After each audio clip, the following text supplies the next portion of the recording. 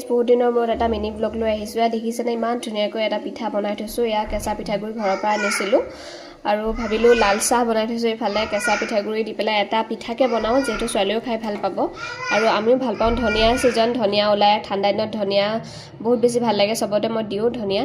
আৰু এয়া ধনিয়া দিছোঁ কেঁচা পিঠাগুড়িখিনিৰ লগত, ধনিয়া, বেকিং, নিমখ আৰু চেনি, অকণমান মিঠাতেল দিছোঁ যিহেতু তলত লাগি নধৰিবলৈ। আৰু তেনেদৰে কুকাৰটোতো মই মিঠাতেল সানি লৈছোঁ। বেছি সময় নালাগে, প্ৰায় 15-20 মিনিটত ধুনীয়াকৈ হৈ যায়। আৰু শেষত দেখুৱাম পিঠাটো কেনেদৰে উঠি আহে। সোৱাদ হয় খাবলৈ। আপোনালোকে যদি বনাই পোৱা নাই তেন্তে বনাই চাব একবাৰ, বহুত বেছি ধুনীয়া হয় আৰু পোৱালিওবোৰ খাই ভাল পাব। বহুত ধুনীয়া হয়, এনেদৰে ঘৰতে কেতিয়াবা বনাই চাবচোন, বহুত ধুনীয়া হয় পিঠাটো খাবলৈ। কেনেকুৱা লাগিছে বাৰু পিঠাটো দেখি? খাওঁ খাওঁ লাগিছেনে? ইমান সুন্দৰকৈ উঠি আহিছে পিঠাটো কুকাৰৰ পৰা।